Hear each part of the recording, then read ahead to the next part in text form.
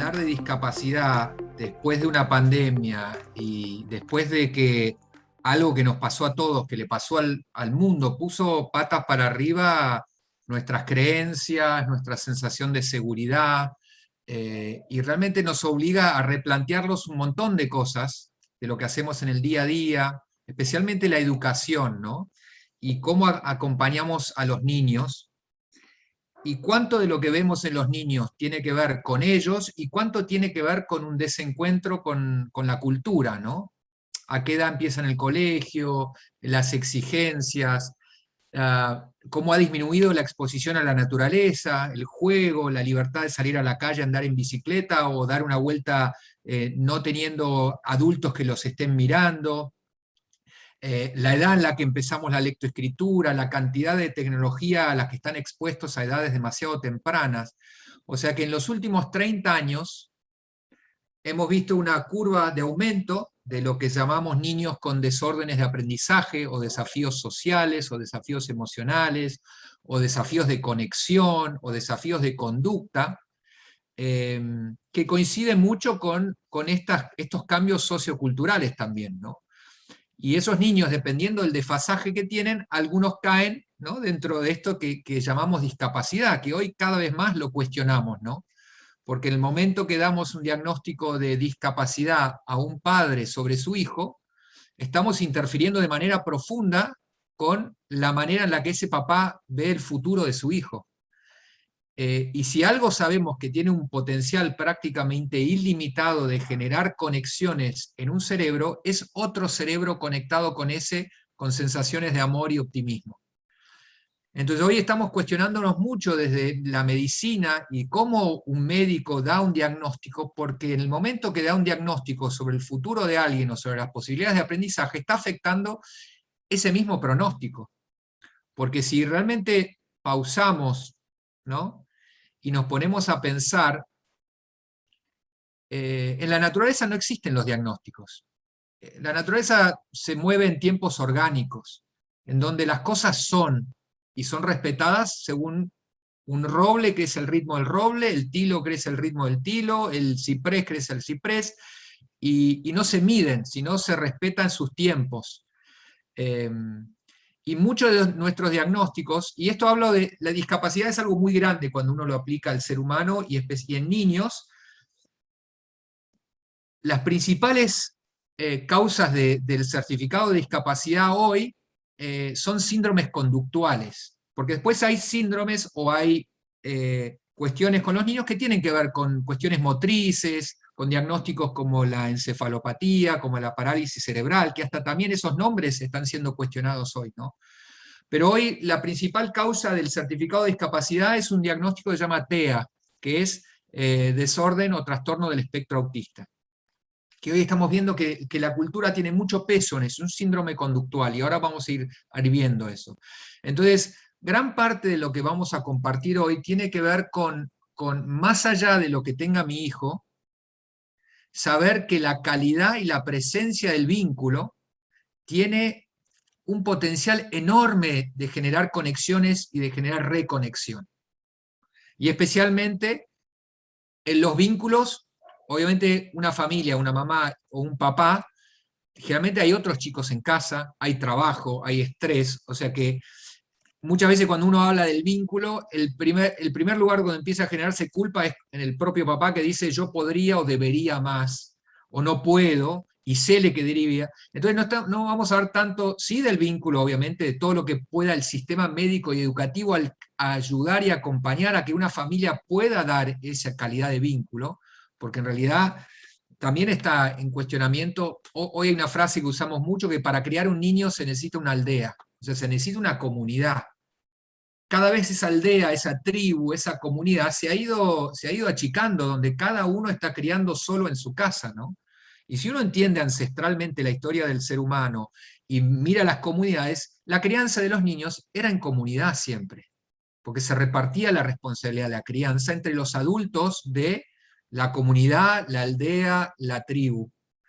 Y hoy estamos realmente cuestionándonos un montón de estas cuestiones porque estamos viendo un aumento de diagnósticos que, si no estamos atentos, se lo vamos a atribuir a la biología, cuando en realidad hoy estamos dándonos cuenta que quizás tiene mucho que ver con la cultura y cómo nos acompañamos, cómo generamos comunidad, para acompañar a esos niños que aprenden, y quizás la única diferencia que tienen es que aprenden a un ritmo, a un proceso y a tiempos diversos, pero aprenden. Y generalmente es el entorno el que no hace el espacio para poder generar las estructuras para acompañar a ese niño al ritmo en el que aprende. Entonces vamos a estar comparando esto. Una cosa es el potencial ilimitado que tiene un niño de aprendizaje, sea cual sea supuesto diagnóstico que me hayan dado, y otra cosa es los parámetros de la cultura. ¿Cuánto me paga la obra social o la prepaga, la consulta, si me da, cuántas horas me da de acompañante terapéutico, cuántas horas? Porque en realidad ahí es donde empezamos a encontrar el límite y no en la biología de la capacidad de aprendizaje de los niños. O sea que esta charla también va a tener un montón de cosas prácticas, pero también expone un lugar que está sucediendo ahora que nos estamos replanteando. ¿Cómo hacemos con recursos finitos, financiadores, pero a la vez sabemos que a los niños les hace muy bien el vínculo? Entonces, ahí es donde aparecen también las organizaciones barriales, aparece la comunidad, aparecen las familias trabajando juntos, donde tenemos que ver cómo nos ayudamos entre nosotros, ¿no? También, más allá de lo que está, de la responsabilidad que tiene una entidad prepaga para cubrir o la escuela o los docentes, ¿no? Entonces, mucho de lo que vamos a estar hablando es cómo armamos comunidad, cómo nos escuchamos y cómo aprendemos a generar acuerdos, a sentarnos a hablar, porque hoy lo que vamos a ver es que la discapacidad no es un problema del niño o de esa familia o del sujeto que tiene alguna diferencia de aprendizaje, sino es lo que hoy llamamos un fenómeno social complejo que nos involucra a todos, incluyendo las leyes, incluyendo la escuela. Entonces, todos los que están involucrados tenemos que sentarnos a poder hablar para ver cómo ayudamos a esa familia y a ese nene. Y ese sería ideal. Ahora tenemos que ver cómo logramos los espacios para poder generar eso, ¿no? Y acá voy a ya empezar con la presentación, así me ayuda. ¿La estamos viendo? Sí, a ver. Sí, sí, Ahí estamos, ¿no? ahí estamos. Ahí se ve bien, sí. Entonces el título es Niños y jóvenes más allá de los diagnósticos, porque por un lado, la propuesta es poder sí, no discutir si los diagnósticos son importantes o no, pero por un lado, desde los médicos, saber cómo darle de una manera que un padre sale de un consultorio con ganas de ayudar y conectar, y no con la sensación que le acaban de dar una profecía o le han dado un pronóstico, ¿no? De lo que no se puede. Y más allá de los diagnósticos, porque todo niño es un niño. Y la mayoría de estos diagnósticos, especialmente TEA, si yo le hago un examen clínico, médico, y lo estudio por todos lados, muchos de estos chicos no tienen un tema médico, sino tienen un síndrome que afecta su aprendizaje. Pero ese niño también necesita una infancia y una crianza con todo lo que tiene la infancia y la crianza de la mayoría de los chicos, que yo crea en él, optimismo, felicidad. Entonces, ¿cómo logramos eso, no? De hablar de crianza e infancia, quizás ajustada al perfil del niño, a su nivel de procesamiento, a su nivel de regulación emocional, con los apoyos que necesita, pero hablamos de infancia y crianza de un niño que tiene un tiempo distinto. Porque los diagnósticos, dependiendo cómo uno los usa, de vuelta, ¿son una sentencia o son algo del cual podemos aprender? Así que vamos a ir redefiniendo, ¿no? Como dice el título, esto de, a ver, ¿cómo estamos usando esto? ¿Qué impacto tiene cuando un médico da un diagnóstico? Que casi, diría yo, es uno de los factores terapéuticos más importantes, es cómo un médico da el diagnóstico y cómo la familia lo recibe. ¿Qué es lo que hace con ese diagnóstico? ¿No? Si eso ya yo salgo de ese consultorio con saber qué hacer, o salgo con más dudas, con más incertidumbre, y una y otra vez cada familia tiene que recorrer el mismo camino cuando lo que están recorriendo ya fue recorrido. ¿Cómo hacemos para usar eso, ¿no? ¿Cómo nos juntamos entre familias, ¿no? Entonces, vamos a hacer este ejercicio, a ver cuál es la diferencia entre una persona que decimos que tiene discapacidad y un niño o un individuo, ¿no? Porque en realidad todos nosotros somos esto, ¿no? Personas sensibles que aprendemos todo el tiempo estamos aprendiendo. Obviamente, mucho de nuestro aprendizaje puede interferirse de acuerdo a mi autoestima o lo que yo pienso que soy o que no soy. Si yo pudiera, si la educación me ayudara a regular mis emociones como para saber que lo siento, pero que no soy eso lo que estoy pensando, ¿qué es lo que está pasando con la inteligencia emocional, con los programas de, de atención plena en los colegios, ¿no? Enseñando a que los niños, a pesar de que piensan cosas, sepan que solo son pensamientos, que no son realmente quienes son. Eso es un lugar que está sucediendo en la educación y se llama metacognición, ¿no? Entonces, personas sensibles que aprenden todo el tiempo, más que enseñarles, es crear las condiciones para que aprendan. Es como, de vuelta, volviendo a la imagen de la naturaleza, yo no puedo hacer crecer un árbol tirando de las hojas. Yo tengo que respetar su ritmo porque no lo puedo apurar. Sí puedo regarlo, que esté al sol, que reciba los nutrientes que necesita, y después va a tener mucho que ver con el potencial de aprendizaje. Y ese potencial de aprendizaje, la diferencia entre los niños son tiempos, modalidades, ritmos y maneras de aprender, no que no tenga la capacidad de aprender. Después yo como papá quizás tengo que lidiar y hacer el duelo o no con lo que yo esperaba y lo que estoy viviendo, ¿no? Y eso es muy importante también, que el sistema médico de salud acompañe ese ritmo, porque hace una diferencia enorme, porque si estamos hablando, un niño que nace con un síndrome de Down, por ejemplo, no sabe que tiene el síndrome de Down en la sala, nace con los ojitos abiertos esperando recibir la sonrisa y la convalidación del 100%, por más que suene duro. Hablo de la importancia de cómo nos juntamos para ayudarnos en lograr esos estados, de superar la etapa inicial del diagnóstico. Porque a partir de eso, el potencial de los niños realmente es muy grande, no tiene límite. El límite de los niños es el límite que se anima la sociedad a alcanzar en relación de los niños. Así que hoy esto que parece muy ideal es lo que se está planteando y redefiniendo.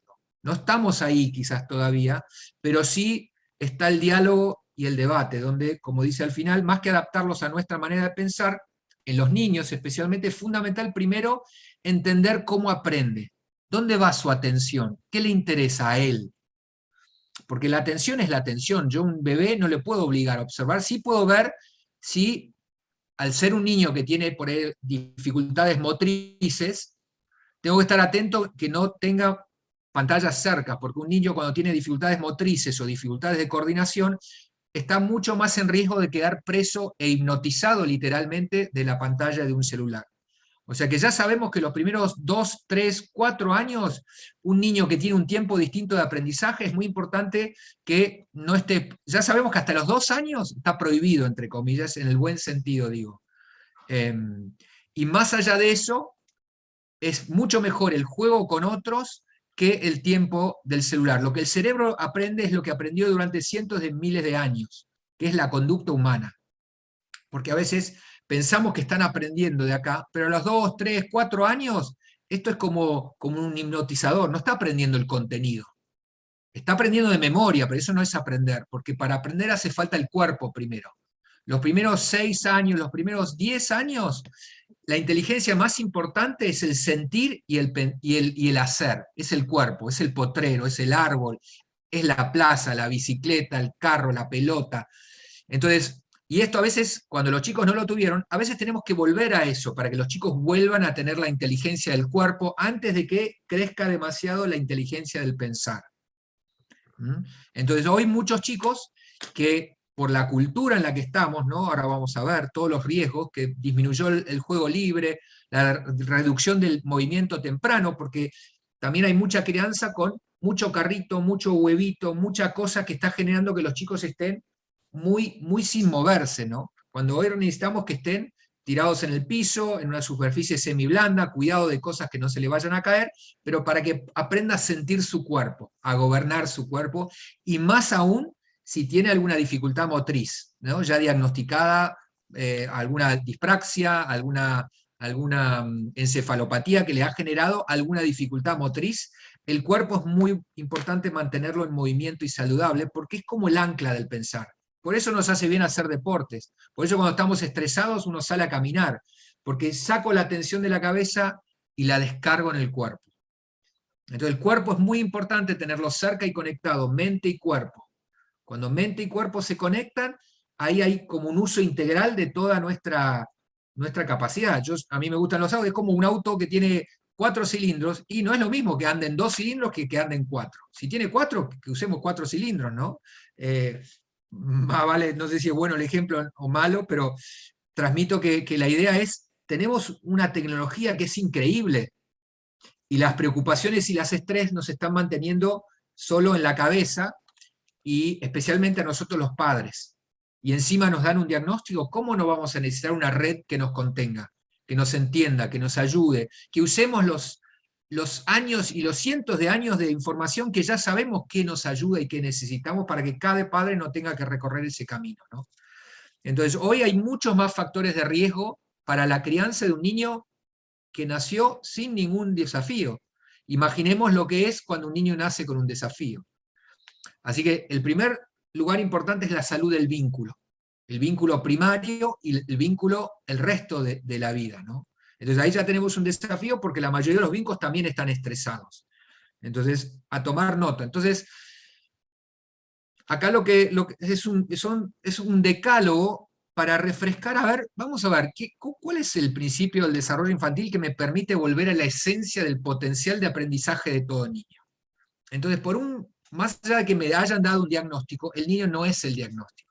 El niño es un niño que tiene un tiempo distinto, un ritmo distinto, una manera distinta de aprender, que si yo me adapto a ese perfil, ahí su sistema empieza a conectarse.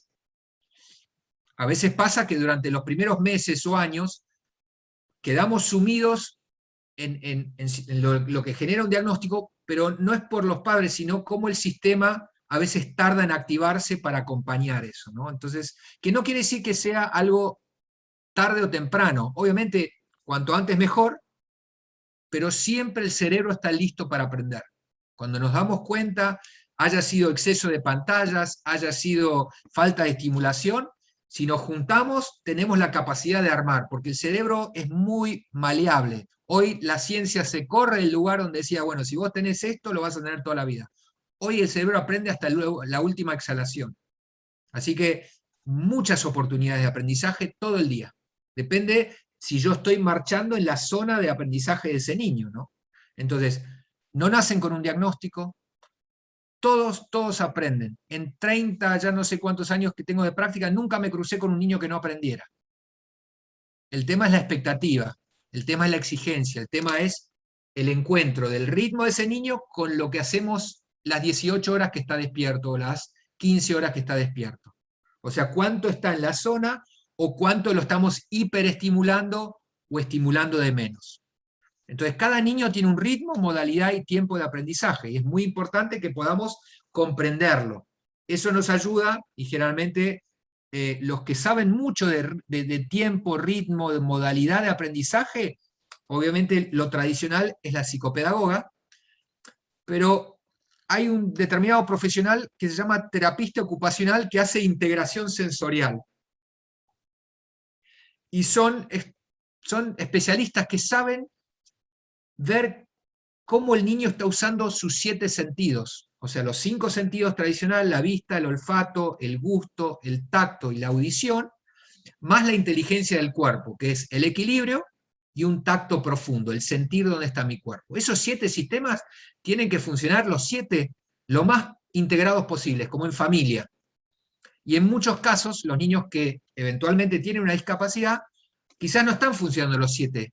Entonces a veces desequilibran porque 2 pican en punta, el chico es muy visual y muy auditivo, pero no conecta con el cuerpo. Entonces pica en punto lo visual y yo creo que es inteligencia, pero termina siendo memoria. Entonces yo tengo que ver cómo ser su fortaleza para que al principio, hasta la adolescencia, yo trabaje más sobre sus desafíos que fortalecer lo que ya está fuerte.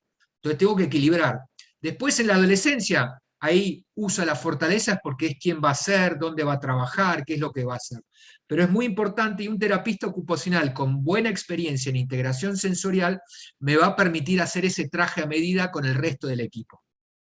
Entonces, y no en todos lados hay terapistas ocupacionales que hacen integración sensorial. Por suerte hoy con el Zoom y con la red de padres por ahí podemos ver dónde hay y cómo conectarlos. El potencial de aprendizaje de todo niño es ilimitado toda la vida, porque no tiene límite.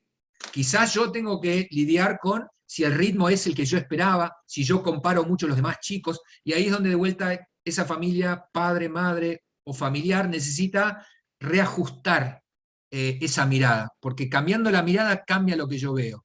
Porque hoy hablaba con una familia y hablábamos, ¿qué es importante si uno va a Mar del Plata? ¿Es llegar a Mar del Plata o depende? A veces puede ser la velocidad, pero en realidad es llegar a Mar del Plata. Si yo llego a 70 kilómetros por hora, a 110 o a 200 kilómetros por hora, un riesgo altísimo, ¿qué es lo que quiero? Llegar a Mar del Plata. Y la mayoría de los chicos tienen un potencial enorme para llegar hasta donde uno se imagina que quisiera que llegue. El tema es poder que a veces la curva, a veces sube más rápido, a veces sube más, pero está subiendo, todo el tiempo está aprendiendo un niño. Entonces cuando yo hago las paces con esa imagen que tenía y también con alguien me explica y me acompaña de que los niños están aprendiendo por más que a veces parezca que no y esto, ahí podemos empezar a respetar el ritmo orgánico y los chicos a veces parece que no aprenden y de repente hacen un pico a los 5, 6, 7 años o a los 10 años. Y al principio era como la raíz que no se ve, como el bambú, que está la raíz creciendo, yo no veo nada y de repente en pocos días manda todo lo que es el crecimiento para afuera de lo que yo veo, pero está sucediendo. Eso depende mucho del entorno. El entorno, un bebé recién nacido no aprende porque yo lo enseñe. Aprende porque hay alegría alrededor y nadie le está pidiendo nada a ese bebé. Entonces hablamos, le charlamos, le contamos la vida. Uy, te hiciste caca, te tengo que cambiar, bueno, te voy a llevar. Cuando nos dan el diagnóstico de que nuestro hijo tiene algo, y a veces tiene que ver con que no habla, lo que más necesita es volver a pensar en esos primeros 3 a 6 meses cuando yo me imaginaba todo. ¿Cómo hago yo para volver a generar que el ambiente hable, charle, en familia, que contemos cosas? Obviamente sin desbordarlo al niño. Porque ese niño, el sistema auditivo está abierto. O sea que la información le entra y el cerebro clasifica, porque un bebé no está haciendo nada, es el cerebro que le está clasificando todo. Y muchos niños, por más que tengan 3, 4, 5, hasta a veces 10 años, más que hablarle, lo único que decimos es sacá, poné, llevá, vení, y no hay conversaciones sobre la vida, sobre los temas. Entonces es muy importante volver a recuperar lo que hacíamos y lo que hacemos, que el cerebro haga lo que hace, el milagro de explotar conexiones en el primer año, que es hablar y contar cosas. Yo me puedo relatar, puedo contar y al sentir lo que está sintiendo mi hijo, puedo también poner en palabras, ¿no? Todavía no estás hablando, o vas a ver que vas a poder hablar, lo que sea que yo esté sintiendo. Obviamente es muy difícil dar recomendaciones precisas porque yo me imagino la cantidad de... Pero es muy importante mi estado de conexión, y mi estado de ánimo y de optimismo. Yo tengo que crear, y es como un ejercicio esto, si no tengo una imagen del futuro, ¿no?, de mi hijo, es muy difícil que en el presente yo esté pudiendo dar seguridad. Entonces, por más que yo no sepa cómo va a ser el futuro, sí puedo elegir sostener una imaginación o un deseo que realmente participa de lo cotidiano. Porque cuando yo estoy bien, yo resueno esos estados también. Entonces, darme cuenta cuando caigo en el pesimismo, darme cuenta cuando me voy demasiado al futuro, que no quiere decir no ocuparse del futuro, pero quiere decir darme cuenta si me está sumiendo algo que me preocupa y yo estoy con mi hijo adelante, mirándolo y contando que no habla, que no hace esto, que ahora está aleteando, entonces me preocupa porque eso, o poder tomar 2 pasos para atrás para volver a verlo como un niño, con la ayuda del sistema para que me ayude a hacer ese camino. Entonces, las capacidades de todo niño, como decíamos recién, se optimizan a través de esos entornos sensibles. La habilidad de sentir lo que necesitas, ¿no? Porque a veces cuando los chicos, cuando estamos muy metidos en el miedo o no nos sentimos bien por lo que estamos viendo, perdemos esa empatía, ese de saber lo que vos necesitas. Porque cuando yo me siento comprendido, yo me siento seguro, y si yo me siento seguro, yo aprendo. Entonces, hay chicos que son más difíciles de leer. Un chico de desarrollo típico, yo tengo el programa ancestral de cómo leer la emoción típica. Pero cuando el chico tiene emociones, pero distintas, es más difícil leerlas. Entonces lo que necesito es más tiempo juntos a veces, porque ahí puedo empezar a entender. Igual con el tiempo junto que tiene una familia, puede leer entre líneas lo que un niño que no habla nos está diciendo o está sintiendo, ¿no? El punto 6, los estados de corregulación afectiva son importantes. O sea, si yo estoy con alguien estresado y yo me estreso más, y ahí hacemos una combinación de nafta y fuego. Entonces, con los niños, y especialmente con los docentes, es importante que cuando hay algo que los preocupa o genera desconexión o problemas de atención o algo, es que yo más tengo que trabajar mi tranquilidad, mi calma para poder contagiarla. Si cualquiera de nosotros nos pasa algo y alguien, ¿qué es lo primero que hace? Bueno, tranquilízate, uno nos agarra del hombro, nos da presión profunda, nos dice respirá, tranquilo, y nos trata de bajar. Y eso es una corregulación. Yo estoy tratando de corregular al otro. Y eso es lo que hacemos cuando un bebé llora. Cuando un bebé llora, yo trato de estar en un lugar que da seguridad y da calma. Y a veces eso es menos es más. Puedo hablar, puedo relatar, pero es mucha conexión. Una conexión que la tenemos de hace millones de años, pero a veces cuando estamos estresados y tenemos mucha cultura nos desconectamos de ese instinto de crianza. Entonces es como saber que a veces no es que yo tengo que leer un libro para saber esto, sino que tengo que desaprender, tengo que volver como a una sensibilidad que tenemos todos, ¿no? Pero que está muy lleno quizás, entonces es buscar esa tranquilidad. Y a veces una familia para buscar esa tranquilidad también necesita de esa comunidad que les permite a esos padres tomarse un día para reponer y recargar pilas, que se llaman como respiros, que hoy todavía no los tenemos. Hay países que tienen respiros para padres, pero el respiro para criar un niño que tiene un tiempo distinto es muy importante. A veces lo podemos hacer con una red de padres. Entonces, los niños con tiempos distintos se benefician con relaciones individualizadas, el en uno a uno, porque muchos chicos todavía el uno a uno tradicional se madura en el primer año. Y el bebé, cuando no tiene ningún problema de aprendizaje, ya empieza a caminar y ya se va, pero vuelve. Y ya se va autorregulando. Cuando un niño tiene un tiempo distinto, en el primer año quizás no aprendió a autorregularse. Y cuando ya camina, no sabe cómo gestionar su independencia. Y eso le genera mucho estrés. Y cuando un bebé se estresa mucho, se desconecta. Por ahí se autorregula amacándose o mirando la mano, deja de aprender y deja de hablar. O sea que es un poco para pensar. Muchas veces los niños están recibiendo un diagnóstico que es de TEA, pero en realidad debajo del TEA lo que nos dice ese sistema nervioso está estresado. Y el TEA es una respuesta adaptativa al estrés de no estar pudiendo aprender al ritmo, o estar expuesto, perdón, a demasiadas cosas en el entorno. Entonces ahí es donde tengo que regular el entorno. Por más que empiece a caminar, tener entornos seguros, donde todavía haya mucho cara a cara, donde yo pueda jugar con él como si fuera cuando era bebé. Entonces ya empezó a caminar, y empieza a caminar y está mirando para alejarse, cuando en realidad todavía necesita algo para poder gobernar su motricidad, saber cómo poder volver a los padres. Entonces a veces, si eso sigue, termina siendo eso sí lo que se va desviando. Pero si yo ya lo reconozco al año y medio, ya puedo volver a jugar, quizás como una etapa previa, pero para volver a nutrir lo que faltó en el primer año.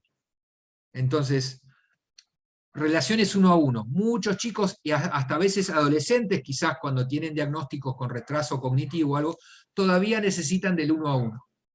Y como no recibieron el uno a uno, a veces se están autoestimulando o están buscando atención tirando cosas, cuando en realidad eso nos dice lo que necesita es un uno a uno todavía. Un buen acompañante, nosotros lo llamamos compinches o mentores. Un buen compinche, como si fuera alguien que está poca gente, pero a lo largo del día. Porque hoy la mayoría de los chicos, algunos tienen cuestiones técnicas, pero la mayoría de los niños lo que necesita es que el día a día funcione a su ritmo.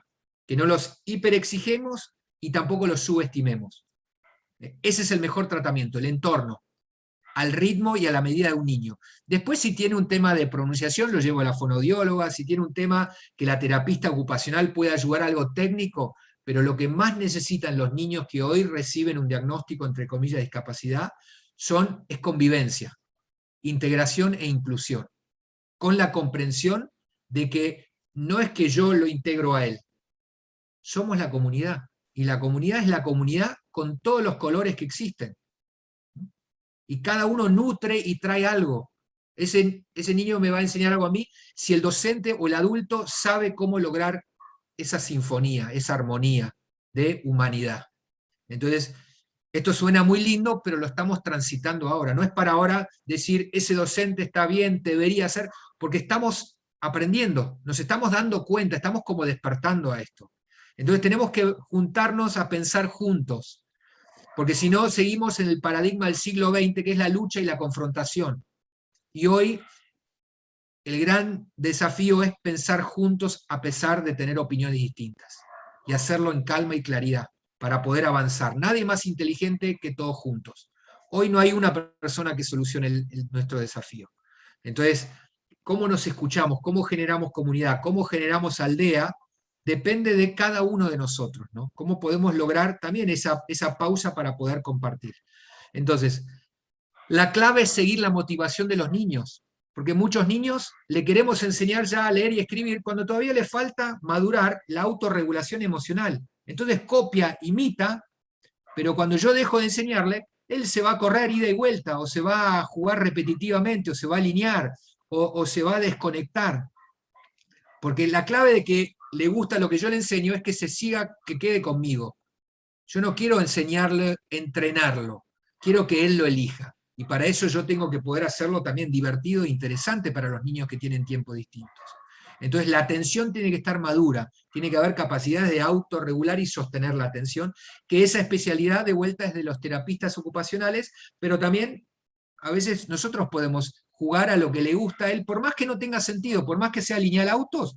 Yo me puedo pasar alineando autos y va a levantar la vista, me va a ver, va a sonreír, yo voy a decir, uy, mira la fila que hicimos, y yo voy a ponerle diálogo, interacción, sin el pedir y el esperar la respuesta. Yo prefiero la comunicación que la enseñanza, que fluya, que fluya, que fluya, como en el primer año, como los primeros 6 meses. Los mapadres, o sea, las madres y los padres, son un recurso muy importante que tenemos que ver cómo el sistema lo apoya. Hoy hay muchos programas que son abordajes basados en los padres. El tema está, a veces, es que haya el apoyo para que eso no sea una carga más, otra cosa más que hay que hacer. Y todos los niños aprenden en el ambiente adecuado, ¿no? Entonces vamos a ver cómo logramos ese ambiente adecuado. Entonces, estamos pasando de hablar de niños que tienen un problema con necesidades especiales a niños que necesitan que nosotros cambiemos la mirada para cambiar lo que vemos. Niños que dependen de que yo esté trabajando mi capacidad de compasión y amor para funcionar a tu ritmo. Que si tu ritmo, los demás chicos aprenden las cosas con 5 veces que se lo explico y vos necesitas 50, yo tengo que poder decir y jugar y usar y crear para que lleguemos la primera y la 50ª vez sea con la misma esperanza que estás aprendiendo, que no tiene nada que ver el ritmo en el que aprendes. Si ese es tu ritmo, ese es tu ritmo, pero si yo lo respeto, vas a ir aumentando. Y si ese ritmo, entre comillas, a veces es hiperexigido o violentado, a veces llega un momento que los chicos no pueden más, hacen un cierre, autoestimulan y dejan de aprender. Pero como tiene un diagnóstico, y a veces es retraso cognitivo, entonces yo digo, bueno, esto es por el retraso cognitivo. Y en realidad es porque yo lo estoy sacando de su zona de aprendizaje, hiperestimulando o hipoestimulando, ¿no? Entonces, estamos cambiando de una mirada donde hablamos de igualdad, pero si entendemos bien la igualdad, no es lo mismo que equidad es quizás generar más apoyos para esa persona, y en realidad lo que estamos hoy hablando es empezar a entender las barreras, cómo podemos estar todos juntos, pero muy atentos a las barreras, y aumentar la oportunidad de participación, que los niños estén escuchando cómo juegan otros, por más que no estén participando. Los oídos y la vista están viendo, y el cerebro aprende mucho viendo, por más que no esté pudiendo participar. Es escuchar los tonos de voz, las risas de chicos, porque a veces lo que estamos entendiendo en determinados centros educativos terapéuticos o de determinadas escuelas especiales, los modelos que ven los chicos no son los que más encienden el cerebro. Entonces esto también está como en revisión, porque el cerebro está preparado para juntarse con la alegría, con el tono de voz, del entusiasmo, del optimismo, de la creatividad. Eso es un tono de voz. Mi tono de voz puede tener entusiasmo o no puede haber palabras, o las únicas palabras que hay, sacá, poné, llevá, traé, son órdenes, ¿no? Entonces eso también es importante que la cualidad del lenguaje, que hablemos de las cosas cotidianas, de lo que ese en contexto tiene sentido para mí. Entonces, para muchos chicos lo que más sentido tiene para ellos es su propia rutina diaria.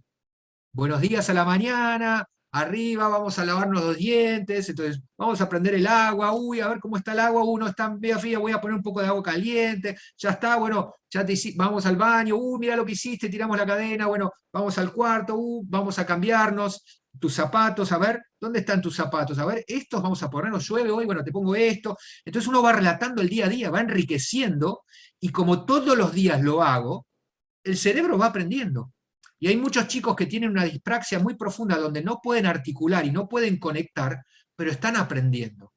Y lo que estamos viendo es que muchas veces son los chicos que se muerden o se golpean por la frustración de comprender, pero no poder conectar. Y eso pasa en muchos chicos con autismo que tienen conductas de autoagresión, no porque tienen retraso mental, sino porque no están pudiendo compartir y planificar motrizmente lo que están entendiendo sin poder planificarlo, ¿no? Entonces, la discapacidad nos habla más de un autoconocimiento que necesitamos nosotros, de una experiencia que necesitan los que más tiempo están con ellos, especialmente el sistema médico y educativo, para lograr el mejor ajuste con tu perfil de aprendizaje, ¿no? Y no hablan de patología, no es lo que te falta a vos, sino lo que tengo que hacer, lo que tiene que hacer la comunidad. Pero no como una obligación. Como decía un padre, mi hijo es un mejorador de personas, porque nos obligan a parar, a mirar lo que es esencial y verdadero en la vida. ¿A dónde estoy corriendo yo? ¿Por qué estoy corriendo? ¿Por qué me llevo puesta la vida? ¿Qué es lo que estoy buscando en el futuro? Obviamente en un país como el nuestro tiene que ver con la subsistencia, tiene que ver con llegar a fin de mes, eso se entiende. El tema, por eso hablamos de vuelta, que no son fenómenos de diagnóstico, son fenómenos sociales complejos que nos obligan a pensar comunitariamente, en aldea. Y esto es lo que está pasando, esta reunión es un reflejo de esto.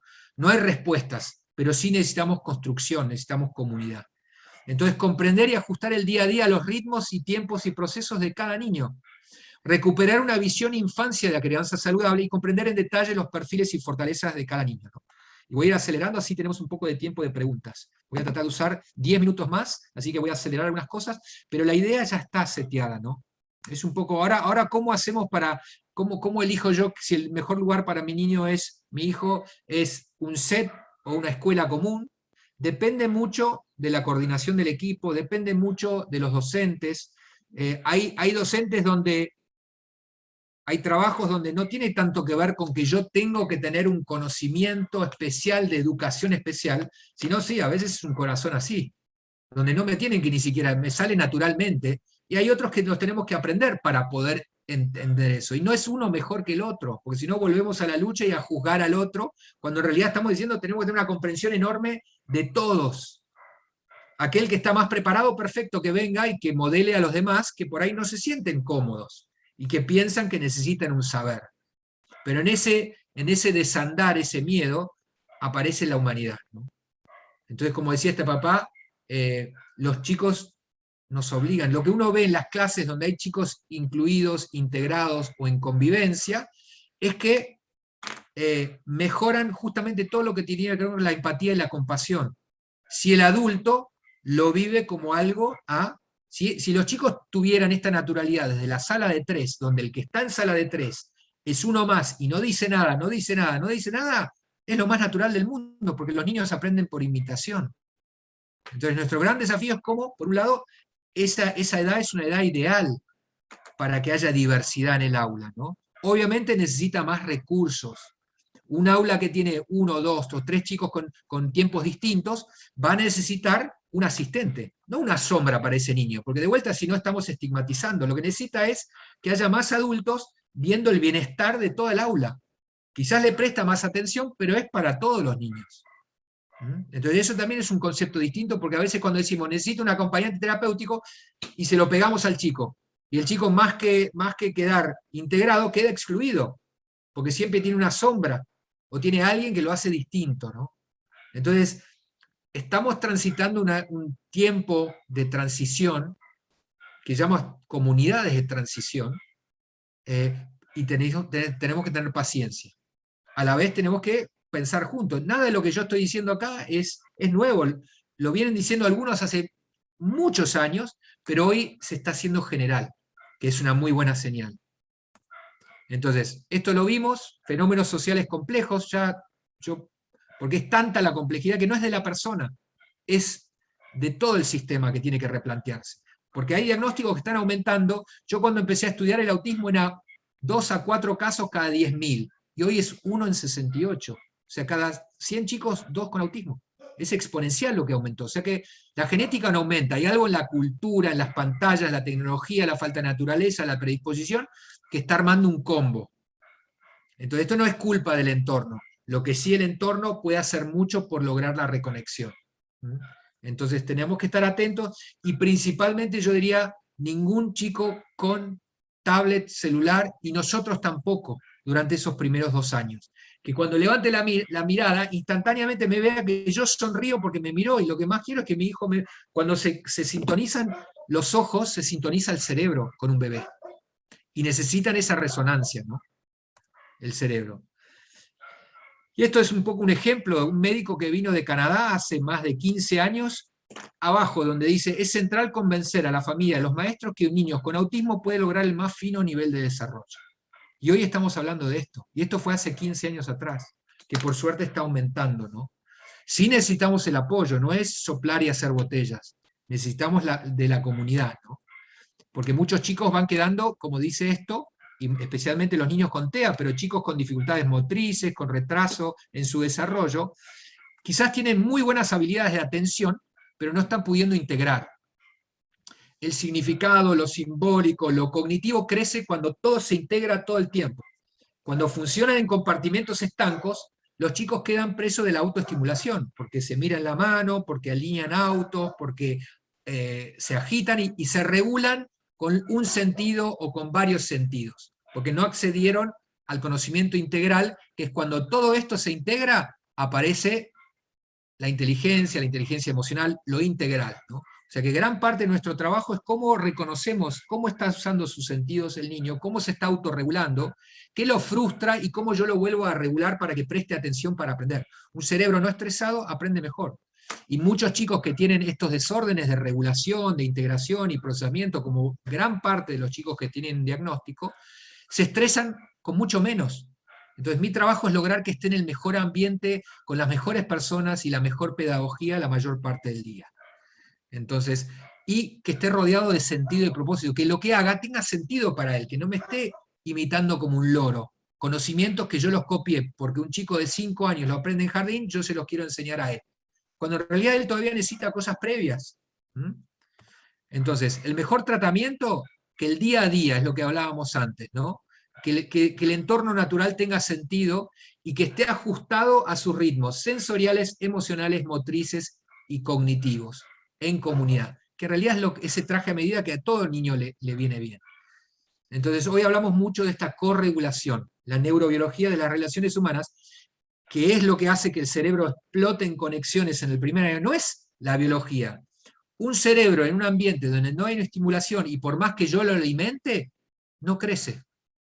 O sea, es una desnutrición del vínculo, de lo afectivo. O sea, el afecto y el vínculo es indispensable toda la vida. Obviamente hay una etapa que es el primer año, los primeros 5 años, que es muy importante para la base, ¿no? Pero en realidad no termina ahí, porque son las mismas relaciones que necesitamos nosotros para planificar y para trabajar en comunidad. Cómo nos escuchamos, con qué nivel de incondicionalidad, cómo me doy cuenta que a veces se me mete en el medio el orgullo o celos, envidia, entonces yo no escucho, por más que alguien haya tenido una buena idea, como no fue mía, yo no la convalido. O sea que aprender a pensar juntos es todo un arte, es todo un trabajo. Entonces primero lo individual, después lo organizacional y después la comunidad. Son los lugares de trabajo para aprender a generar esa inteligencia colaborativa, que es nuestra naturaleza.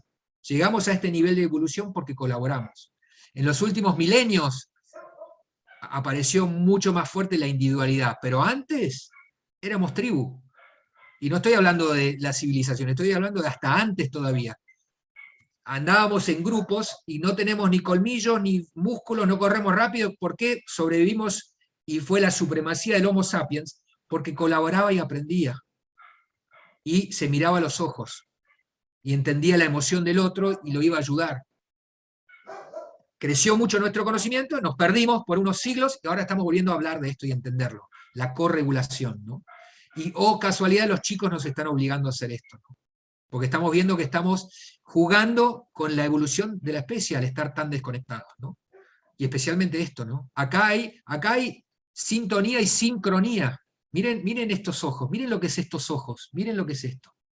Y acá hay sintonía, pero no hay sincronía. Hay sintonía con un aparato, pero no hay sincronía con otro cerebro. Y a veces pasan mucho tiempo los chicos, no deberían estar, y hoy lo tenemos que rever. La naturaleza es fundamental, la naturaleza regula, para todos, ¿no? Y si un chico empieza a caminar, tiene que poder ir a la naturaleza, pero también saber volver a la base, como el router. Yo soy el router, yo soy el Bluetooth que resuena y tiene la información humana, ¿no? O sea que hay que evaluar cómo es esto, a qué edad tiene que ir al jardín. El jardín es un quilombo y bueno, no sé si le hace bien, ¿no? Miren lo que es una sala. Ya hiperpoblada, hiperestimulada, y los chicos quizás están aprendiendo, pero a un costo alto de estrés. ¿Y qué están aprendiendo? ¿Están aprendiendo lo más importante? Hoy la naturaleza, estamos entendiendo que la naturaleza tiene ritmos, tiene imitación, tiene un montón de información muy importante para los primeros 6 a 7 años. Y después ya podemos empezar a aprender otras cosas, ¿no? Entonces la idea es tratar de bajar, ¿no?, el ritmo, no tener niños estresados, que depende de que nosotros entendamos esto también, ¿no? Porque cuando un chico está estresado y no puede conectar, va a generar su manera de desestresarse, que a veces es salir corriendo, alinear patitos, aletear o sumirse en una pantalla, ¿no? Que se desestresa, pero se vuelve dependiente, porque lo que está generando es una pausa del estrés, pero cuando sale eso no está aprendiendo él a desestresarse o a autorregularse, ¿no? Entonces es muy importante, como dice esto, que el orden externo crea coherencia interna. Y el orden externo es emocional, es el orden de nuestras emociones. ¿Qué emociones tengo la mayor parte del día? Conexión, desconexión, estrés. Pero de vuelta, no es para generar culpa, porque lo primero que hacemos los padres es tener culpa, sino es para ver cómo hacemos para que el sistema formara acompañantes terapéuticos, porque lo que estamos hablando es lo que necesitamos es un pool de vínculos. Vínculos sobran, ahora tenemos que ver cómo nos organizamos, a través de padres ayudando a padres, acompañantes, cómo logramos, y eso tiene que ver con la creatividad, con crearlo con lo que todavía no está, como todo. Esta computadora que estamos usando ahora, alguien la creó, alguien la inventó, y esta tecnología, que es tecnología mecánica o artificial, nosotros tenemos una tecnología biológica que no tiene límites de creatividad y que tiene mucho que ver con esta capacidad de colaborar y pensar juntos. Corregular vínculos de vuelta, ¿no? Hoy muchos más chicos que tienen dificultades para autorregularse, entonces no se autorregulan en el primer año, empiezan a caminar, tiene que estar en una sala de jardín o está con el celular y lo que al principio era pequeño se va agrandando. Entonces, muy atentos a eso, ¿no? A ver cómo logramos esos entornos seguros. Y ahora vamos a ver un poco eso, cómo se genera. ¿Qué es esto? Según cómo procesa lo sensorial mi niño, mi hijo, o el adulto, yo inclusive, es cómo regulo mis emociones. La regulación de mis emociones es como este vaso. Si yo proceso de una manera muy frágil, con poco me estreso, se me llena el vaso, y mi regulación emocional siempre va a ser corta, y va a venir una gota y lo va a rebalsar. La culpa no la tiene la gota, es poder entender el proceso, dónde estaba ese niño todo el día. Está sobreexpuesto, yo tengo que aprender a leer la P y la R de cada niño. Y eso lo hacen muy bien las terapistas ocupacionales y también los psicomotricistas. Ver cómo la P determina la R para que yo pueda elegir el mejor entorno, la mejor metodología y la gente que más experiencia tiene. Si es un niño muy complejo, necesito gente con mucha experiencia y con un corazón así de grande. Y si el niño no tiene tanto, puede ser alguien más junior, alguien que acompañe. Entonces, esto sirve como diagnóstico y sirve como cuando un niño se desregula. Si te desregulaste, ¿qué pasó antes? ¿Con quién estuviste? ¿Qué pasó antes? Para saber qué te desreguló para la próxima y yo saber cómo te regulo. Te saco de ahí, te doy un masaje profundo, vamos a la hamaca, te pongo una canción, te canto. Cuando un bebé llora, lo que hacemos es autorregulación, es vínculo, es metodología, es acompañamiento, es entorno, es calma, yo bajo mi ritmo, bajo mi voz, te doy algo que te gusta en vez de seguir exigiéndote en algo que por ahí que no te gusta y porque yo pienso que tenés que aprender a la fuerza, te estoy estresando, ¿no? Porque estoy preocupado si no aprendés. Cuando en realidad el aprendizaje tiene mucho que ver primero con la autorregulación emocional, ¿no? De acompañar a los chicos. Entonces, Prema empieza con A, decimos, ¿no? Porque en realidad depende de esa corregulación, que los chicos estén la mayor parte del día con personas que puedan leer las sensibilidades para poder responder con habilidad, ¿no? Sensibilidad y responsabilidad, capacidad para responder, ¿no? La P y la R me dice dónde estás, por más que tengas 10 años, puedes tener la P y la R de un niño de 1 año. Y eso me puede pasar a mí. Yo estoy dando esta charla, pero ahora salgo en el auto y un tipo me choca o me raya el auto, me encierra y yo puedo volver al berrinche de un niño de 1 año. Y es eso, no es que yo estoy ahí. Sí tiene que suceder algo más masivo para que yo pierda la regulación y vuelva al nivel de autorregulación o incapacidad de autorregulación. Porque ahí perdí. Y ahí era supervivencia, vos o yo.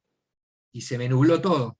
Y todos nosotros estamos oscilando entre PR, entorno, metodología. Pero yo sé autorregularme. Si estoy cansado, me tomo un café, salgo a dar una vuelta, tomo una siesta, me doy un baño, me como las uñas, toda esa autorregulación, es cómo vuelvo yo a poder estar para seguir haciendo lo que tengo que hacer. Los niños necesitan que nosotros los autorregulemos de afuera. Entonces yo tengo que estar presente. Si yo estoy con la currícula o estoy tomado por 20 niños en el aula y estresado, no puedo tener sensibilidad. Y eso es lo que nos está pasando hoy.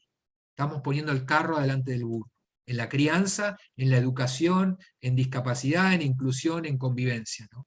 Entonces, el cerebro es un rompecabezas que aprende a través de los sentidos. La teoría de integración sensorial, que es la que manejan las terapistas ocupacionales, enriqueció profundamente nuestra capacidad de saber que tiene un diagnóstico, pero el diagnóstico es para sacar el CUT, el certificado. Después yo tengo que hacer un traje a medida. Y la semiología es lo que me permite, porque cuando uno ve un niño con autismo, ve un niño con autismo, o con trastorno por déficit de atención, o con dislexia, o con dispraxia. Es uno, cada uno es único, y yo tengo que hacer el traje a medida para que la mayor parte del día ese niño esté en el lugar que mejor le hace y le dan ganas de aprender. Vamos a seguir. Entonces, muy importante hoy que le demos tiempo al sentir y el hacer. Volver a que los primeros 6, 7, 8 años tienen mucho que ver con hacer cosas con sentido. Sostener la atención y hacer. El pensar hoy, que no solo el pensar, a veces es la hiperestimulación visual nada más, ¿no? Entonces los chicos tienen la memoria llena y uno ve chicos caminando en un patio, hablándose y lo que están diciendo es lo que están imitando, lo que vieron en la televisión. Y están jugando solos, y ni siquiera antes yo jugaba diciendo, bueno, este es el bueno, el malo, y los hacía, y hoy no tiene que hacer porque ya tiene la memoria visual tan hiperestimulada de las imágenes que están caminando, repitiendo casi de A a la Z de memoria, ¿no? Entonces, eso que llamamos TEA, como lo vemos como TEA, eso es lo que hace un TEA, no, eso no es lo que hace un TEA, eso es lo que pasa cuando pasa lo otro. Entonces, hoy estamos en una encrucijada, estamos reviendo cómo usamos los diagnósticos también. Y más allá de lo que mi hijo tenga, ya no es hablar de lo que tiene, haya pasado lo que haya pasado, sabemos que el cerebro es muy resiliente y muy plástico. Sea lo que no hice o lo que no hicieron, o lo que me dijeron, hoy es el primer día del resto de lo que yo puedo hacer al 100%. Porque eso de que hay una ventana y que si yo no lo aproveché, menos tiempo al principio. Más adelante tendré que dedicar un poco más de tiempo. Pero que se puede, se recontra puede. Ahí necesitamos volver a la aldea, ¿no? A la comunidad, ¿no? Para armar eso. Bueno, esto es lo que Perdón, decía, esto es lo que... Cristian, Ya estamos, ¿no? ya estamos sí, a las 7, si querés, Las 7 quedamos se unos me fue. minutitos más Bueno, para ir ya estoy cerrando. terminando. Dale. Entonces lo que tenemos que tener es equipos, ¿no? Ahora voy a ver las super recomendaciones, como yo le digo, a ver, vamos a ver. Entonces, una de las claves del éxito de la experiencia inclusiva es la creación de una comunidad de personas dispuestas a hacer que funcione. Colaboración. Escucharnos, trabajar, probar, si no funciona volvemos al tablero, pensamos, familia, médicos, porque esto es transversal, acá no hay un experto, hay un experto que tiene experiencia que la trae al grupo para que el grupo la use, la enriquezca, ¿no? Ya el modelo hegemónico médico ya no da para más, ¿no? Esto de que hay uno con autoridad, ¿no? Ahora es experiencia y campo. Crear entornos seguros y en calma para que los chicos aprendan y darme cuenta de desandar mis prejuicios sobre discapacidad, porque yo fui formado y hoy se siguen formando gente donde hablamos más de los diagnósticos que de los perfiles de aprendizaje. Entonces, el mejor abordaje, estos son los Super 6, como lo llamo, yo no sé si figura ahí. 0 pantalla antes de 2 años, mucho y juego interactivo con otros, y equipos terapéuticos que sepan jugar, y que apoyen a las familias a saber jugar, y no decir cómo se juega, sino modelar cómo se juega, para evitar la culpa, porque por ahí vienen a mi consultorio y yo juego mágicamente, y el chico acá sonríe, hace, deshace, y en vez de ayudar estoy generando más culpa, porque cuando uno vuelve a casa no es así, ¿no? Entonces, ¿cómo generamos los apoyos? Médicos que hablen poco de discapacidad y sepan hablar mucho de perfiles de aprendizaje, corregulación y el poder que tiene el amor, literalmente, como capacidad evolutiva. Porque el amor es, el miedo nubla el amor. Entonces tenemos que acompañar los médicos también, cómo hacemos para desandarlo. Y tiene que ver con la creencia y el entusiasmo de que la vida es buena más allá de todo. Y es mucho mejor si vamos acompañados y nos sentimos apoyados. Equipos con profunda comprensión sobre los perfiles de reactividad, procesamiento, todo lo que dijimos recién. Y juego, y juego, y más juego. Juego donde está el niño, y juego a veces es alinear. Una cosa es el juego que yo considero juego, y otra cosa es dónde está evolutivamente mi niño. Entonces, algunos hay que acompañarlos donde están ellos, hay que, como decían, cruzar el puente, ir al lugar de ellos para que después que ellos vengan con nosotros. Metodologías sensibles al perfil madurativo. Esto lo hablamos. Personas, médicos terapéuticos, en camino a desarrollo de sus capacidades humanas esenciales. Esto lo decíamos, autoconocimiento. Y antes decíamos, equipos que puedan hablar, a ver, no, me parece que es este, a ver, no. Bueno, equipos médicos también que hablen de muchos métodos terapéuticos, porque no es psicoanálisis, cognitivismo, cognitivo-conductual, juego libre, es como la caja de herramientas. Si yo tengo un martillo, le voy a dar a todo con un martillo. Y hoy no podemos exponer a una familia a que haga lo que yo aprendí y no pueda hablar de lo que yo tengo que saber más de lo que no sé que de lo que sé. Entonces tenemos que ayudar a padres informados para que sepan cuáles son los profesionales que están formados también. Que hay muy buenas cosas en relación a eso. Y para terminar, la inclusión no es una estrategia, sino una consecuencia natural. A ver que me tapa el cartel este. Esperen.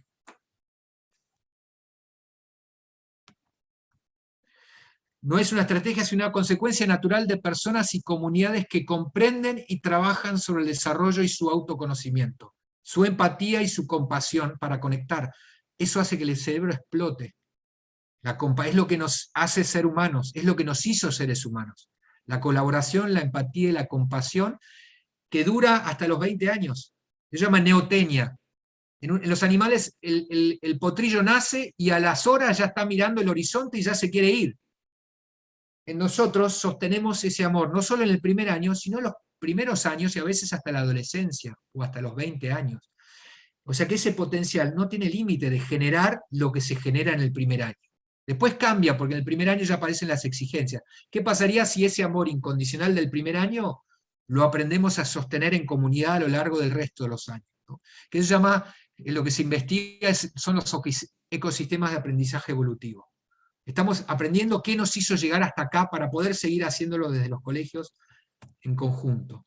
O sea que vamos de un sistema que usaba el miedo, el castigo para educar, uno que generó los logros, donde tenías que sacarte una buena nota para recibir aprecio, para un entorno donde estamos entendiendo que lo que tenemos que aprender es amar y a dar incondicionalmente, independientemente si sos buen alumno o no, porque eso es otra cosa. Vos sos 100%, y cada niño es 100% y tiene la misma vida que tengo yo. Si yo aprendo a conectarme, a inspirarme de mi vida, cuando te miro a los ojos, miro tu vida, no miro tu estructura, tu forma para decir valés o no valés, o si hablás o no hablás. Y ese encuentro incondicional de vida con vida no tiene límites. Es lo que nos trajo hasta acá, ¿no? Un poco pasado, pero quizás valió, Bien, ¿no? bien, Así que Cristian. gracias. De vuelta, espero que haya alguna preguntita, porque por ahí fue algo nos queda como para poder compartir. Sí. Cristian, muchas gracias. No sé si hay una pregunta puntual. Hay muchos comentarios, por un lado agradeciendo, por otro lado rescatando algunos aprendizajes que se llevan de la charla. Hay algunos padres que compartieron su situación personal y familiar en relación a algún proceso de sus hijos, y por ahí alguna situación de o de bullying que sufrió alguno de sus hijos, o qué se siente como padre cuando no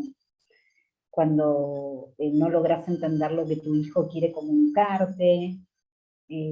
Algún otro comentario de algunas personas que han trabajado acompañando procesos de chicos y cómo los ha transformado. Hay mucho comentario en relación a eso, digamos.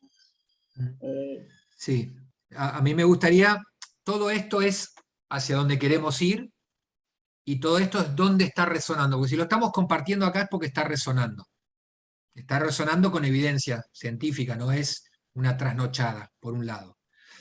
¿Cuánto tarda una idea en llegar a que sea general? Y es el tiempo de que tenemos que ver cómo lo hacemos, ¿no? Cómo yo llevo, cómo despierto esto, ¿no? Este es un grupo relativamente, son 146, ¿no?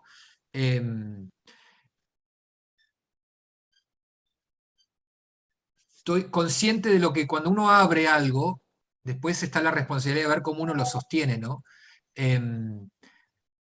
Así que hay mucho de esto, o sea, yo no quiero, generar, pero hay mucha bibliografía, hoy se está hablando de neurodiversidad, es meterse, así como nos metemos y pasamos tanto tiempo en las redes, si uno se mete en este tema en las redes, va a encontrar fundaciones, organizaciones que se están dedicando a esta mirada, ¿no? Tanto localmente como regionalmente. Y es empezar a buscar, el que busca encuentra, ¿no? Entiendo que a alguno seguramente esto le puede servir, porque han preguntado varios si la charla, que están acá, si la charla queda grabada. Quizás también por la posibilidad de volver a escucharla, de detenerse en la parte que quizás quieren saber más o investigar un poco más, como quizás también en esta hora, mucho para procesar y algunos, bueno, por eso volvemos a comentar que va a quedar grabada en el canal de la Fundación, para el que quiera volver sobre algún punto, volver a escuchar, o alguno puso compartirla con su familia también, o abrirla a su propia comunidad. Sí, esto depende mucho que hoy creo que lo que más enriquece esto son los grupos mixtos, y especialmente los grupos de padres que son los que van llevando profesionales para que para que nosotros abramos la cabeza, ¿no? Y a veces son grupos, círculos de estudio, ¿no? A veces uno de los libros a ver si lo tengo acá, que usamos para abrir cabezas en grupos de estudio, es todo lo que tiene que ver con el modelo de floor time y DIR del doctor Greenspan.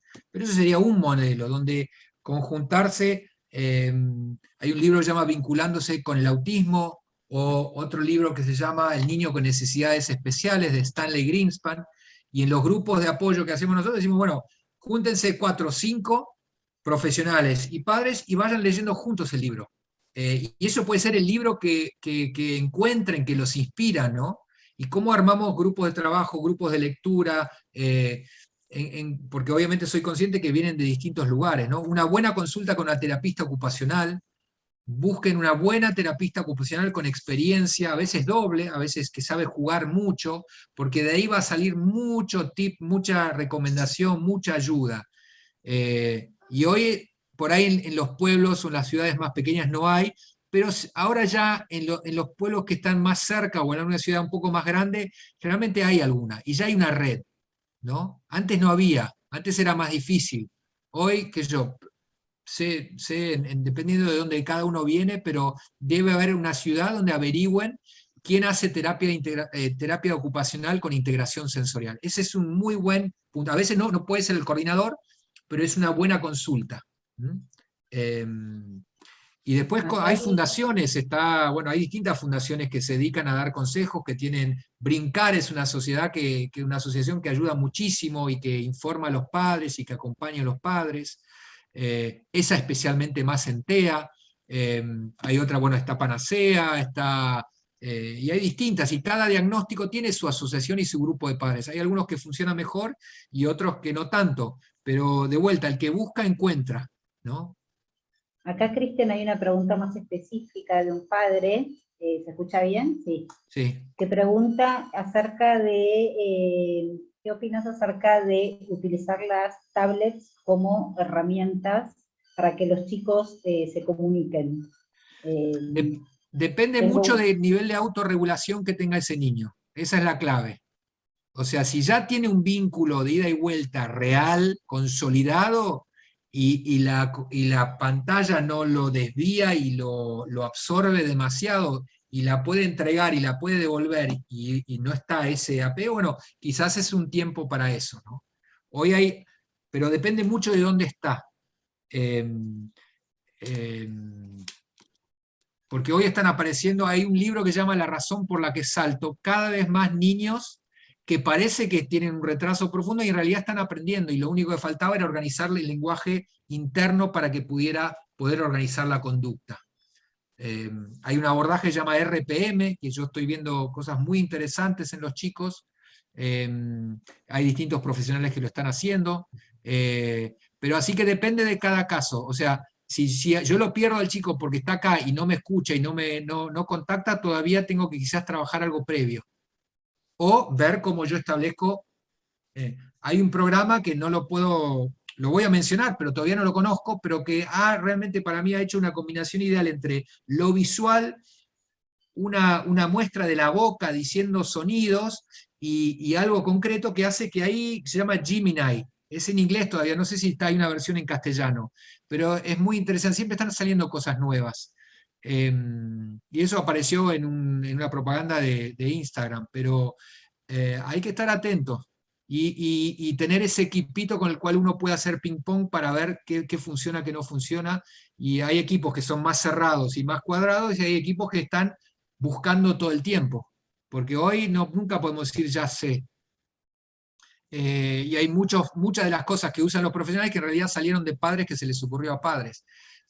Tenemos un experimento, un ejercicio que hacemos en los talleres padres, que es, bueno, hacemos un cuadro de un niño que le pasa esto, le pasa lo otro, y juntamos 4 padres para que tiren ideas, soluciones y qué piensan y cómo podemos ayudar. Y las respuestas que salen a veces son muchísimo mejores de lo que puede pensar un profesional, cuando nos ponemos a pensar juntos y nos animamos a pensar juntos.